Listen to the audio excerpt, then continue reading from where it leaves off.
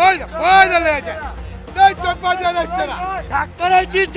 চক বাজার আসছে না বড় বাপের বলাই খায় ঠঙ্গায় বলে বলে লয়ে যায় এটাই বড় বাপের পোলায় খায় ঠোঙ্গায় বলে বলে নিয়ে যায় এটা ঢাকার নবাবেরা খাইতো বুঝছেন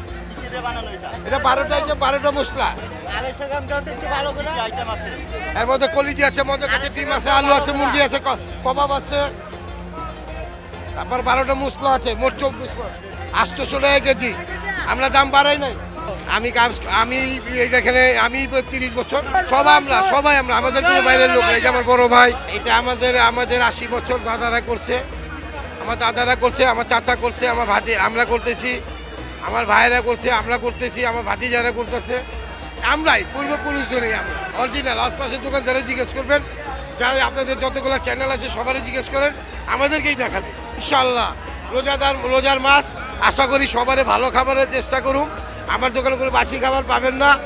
ইনশাআল্লাহ আল্লাহর রহমতে আমি চাই সব রোজাদারে ভালো খাবার ভালোভাবে সচ্ছলভাবে ভালো খাবার খাওয়া দিচ্ছে প্রতিদিন 200 কেজি হ্যাঁ 200 কেজি আল্লাহ দিলে সবচেয়ে আপডেটেড ফিচার্স নিয়ে 140টিরও বেশি দেশে কনকাফ ফ্রিজ আছে ভালো পুরান ঢাকার তো এটা ঐতিহ্যবাহী ইফতার মোটামুটি